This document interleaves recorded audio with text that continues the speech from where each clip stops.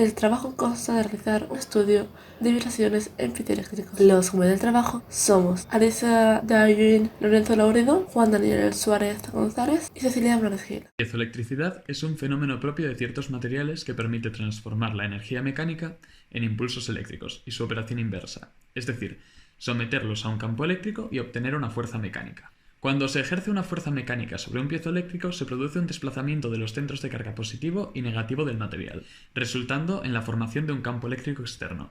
En el caso del fenómeno inverso, es el campo eléctrico externo el que modifica la distribución del material piezoeléctrico, estirándolo y comprimiéndolo. Los sensores piezoeléctricos activos de PZT se producen en varias formas. Nosotros estudiaremos las circulares, por lo que se consideran las vibraciones radiales de un disco piezoeléctrico. Debido a la simetría axial, este movimiento bidimensional puede ser tratado como un modelo unidimensional en el que el desplazamiento tan solo varía en función del radio, y viene dado por la siguiente ecuación, donde J1 es la función de Bessel de primer orden, mientras que Vp es la velocidad de onda para movimientos radiales axisimétricos. Respecto a la solución para condiciones límites sin bordes, se puede expresar la admitancia eléctrica de la siguiente forma, en la que phi sub t es el radio de un disco y k sub p es el factor coplanario, la cual se basa en las ecuaciones generales para vibraciones axiales en placas de forma circular. Las tensiones vienen dadas por las siguientes ecuaciones.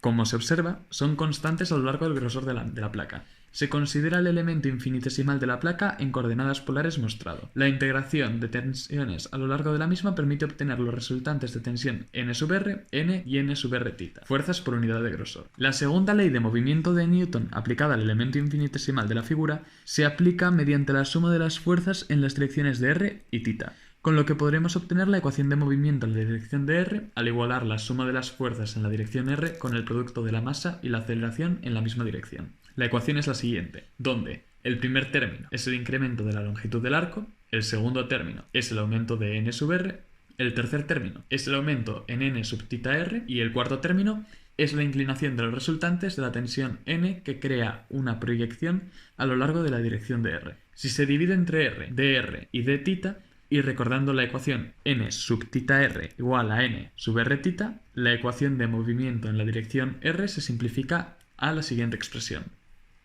Para obtener los cálculos en la dirección θ, se sigue un proceso similar. Volvemos a igualar el producto de masa por aceleración con el sumatorio de las fuerzas en la dirección θ, y obtenemos la siguiente expresión, donde el primer término es el incremento de la longitud de arco, el segundo término es el aumento de n sub r, el tercer término es el aumento de n sub θ, y el cuarto término es la inclinación de los resultantes de las tensiones n sub θ r que crean una proyección a lo largo de la dirección de r, dividiendo entre r, dr y dθ, y recordando n sub θ r igual a n sub r θ, la ecuación para la dirección θ se puede plantear de la siguiente forma. Si sustituimos el resultante de las tensiones en las ecuaciones de fuerzas por unidad de grosor y la segunda ley de movimiento de Newton, obtenemos un conjunto de ecuaciones diferenciales parciales pareadas de segundo orden en el espacio y en el tiempo, relacionando tanto las variables independientes r, θ y t, como las variables dependientes ur y uθ. La solución no es inmediata, pero no abordaremos este caso en la explicación. Para nuestro caso se imponen ciertas condiciones sobre el patrón de vibraciones que hacen que el sistema de ecuaciones se simplifique y presente soluciones simples no pareadas. Al restringir a las vibraciones axiales axisimétricas en un plano circular, las dependencias desaparecen. La presunción axisimétrica implica que el movimiento es enteramente radial, por ejemplo en u igual a 0. La ecuación de tensiones se simplifica a las siguientes expresiones. Por lo tanto, la ecuación de fuerza por unidad de grosor se convierte en las siguientes expresiones. Ecuación de movimiento para vibraciones axisimétricas de placas circulares bajo la presunción axisimétrica. La ley de movimiento de Newton pasaría a convertirse en, y al sustituir las ecuaciones de los resultantes de fuerza por unidad de grosor en las ecuaciones de movimiento para vibraciones axisimétricas, obtenemos, tras simplificar, la siguiente expresión. Y tras reordenar, obtendremos la ecuación en coordenadas polares, donde CL es la velocidad longitudinal de onda en una placa. La ecuación indica que las ondas axiales de cresta circular en una placa se propagan con la misma velocidad angular CL que las ondas de cresta recta. Se asume un movimiento armónico, tal que... Después, sustituimos la ecuación anterior en la ecuación en coordenadas polares y los rendimientos de redondeo, con lo que obtenemos lo siguiente. Y al dividir entre CE cuadrado L, multiplicar por R y usar la definición de la velocidad angular omega, obtendremos finalmente la siguiente expresión. Realizamos el cambio de variable, x es igual a gamma por r. Realizamos el cambio de variables sobre la expresión anterior y obtenemos la ecuación de rendimiento de Bessel, cuya solución es la siguiente, donde j1x es la función del primer tipo de Bessel y de orden 1, mientras y1x es la segunda tipo de función de Bessel y de orden 1. Las constantes arbitrarias a y b deben ser determinados por el contorno. Realizamos el cambio de variables sobre la expresión anterior. Sin embargo, la función de Bessel de segundo tipo y1 gamma r presenta valor infinito para r igual a 0 y debe ser descartada a menos que la placa presente un orificio alrededor de r igual a 0, aunque no es el caso. La ecuación pasaría a ser la siguiente. Por lo tanto, la solución de las vibraciones axisimétricas es en un plano circular viene dada por la última ecuación. La constante a, la frecuencia y el número de onda, omega r, velocidad angular, son determinados por las condiciones del espacio. Frecuencias y formas de los sistemas sinusoidales de placas circulares libres en vibración axisimétrica axial. Consideraremos una placa circular libre de radio sufriendo vibración axisimétrica axial. Las condiciones límites se corresponden a las condiciones libres de tracción cuando R es igual a A. El cociente modificado de las funciones de Bessel, empleando el teorema de la mano izquierda, la definimos como se muestra a continuación. La primera ecuación depende del ratio de Poisson V. La segunda ecuación indica que los valores no nulos de A son posibles únicamente en valores particulares de Z. La primera ecuación es fundamental en Z y no acepta solución de forma cerrada. Para cada valor gamma A sub n podemos determinar la frecuencia de resonancia correspondiente con la siguiente fórmula, en la que C es igual a C elevado a 2 sub L. Las formas del sistema sinusoidales se calculan con la ecuación siguiente, empleando la velocidad angular correspondiente a cada autovalor, ecuación para el enésimo autovalor. Por lo tanto, la forma enésima viene dada por la siguiente ecuación. AN está determinada por la normalización de las formas y depende del procedimiento de normalización empleado, forma general de la admitancia eléctrica.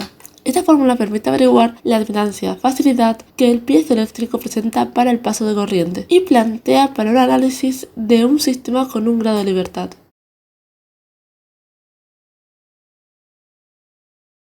Video simulación. Para ilustrar el comportamiento del piezoeléctrico cuando se le suministra un voltaje, recurrimos a una simulación en la que, una vez diseñado el wafer PZT, esté sometido a ciertos pulsos de voltaje, con lo que se logra visualizar las ondas que el PZT emite como respuesta sobre su superficie. Evaluaremos fundamentalmente dos parámetros, el voltaje de entrada y la frecuencia de las ondas de salida a lo largo del tiempo. Además, vamos a ver la distribución de dichas ondas de vibración. Implementación de los piezoeléctricos. Nanogenerador híbrido para recolección de energía de vibración.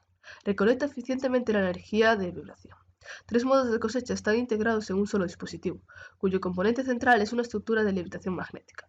Los resultados muestran que el sistema de sensores inalámbrico puede activar y transmitir señales de temperatura y vibración para controlar la computadora.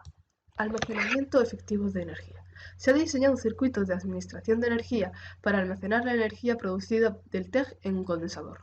Unidad de potencia multifuncional para recolectar energía azul. Al cosechar energía cinemática de las olas oceánicas, el imán inferior de FSMG se mueve hacia adelante y hacia atrás, impulsado por el movimiento de las olas, y hace que el imán superior se mueva hacia arriba o hacia abajo, por lo que las dos capas triboeléctricas de CTEG están en contacto y se separan constantemente, produciendo electricidad. Para el monitoreo del tráfico, el nanogenerador híbrido propuesto convierte la carga mecánica periódica sobre el parachoques de velocidad en electricidad. Boya de nanogenerador turboeléctrico autoalimentado para la aplicación que van desde el monitoreo del medio ambiente hasta la obtención de energía de las olas del mar.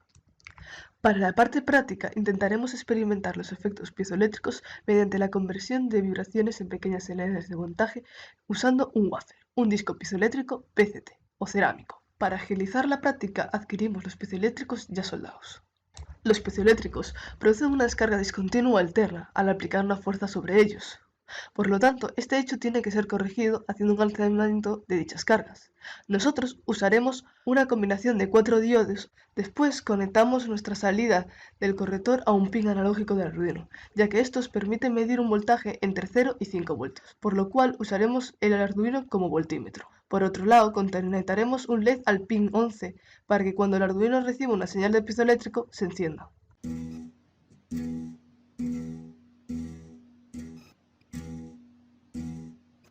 Por otro lado, usaremos un circuito mucho más sencillo para explicar la piezoelectricidad inversa en un buzzer, el cual conectaremos a la entrada PWT del Arduino, el cual ya cuenta con un programa que controla el buzzer, solo hay que enviarle la frecuencia deseada. Para la demostración crearemos una pequeña melodía.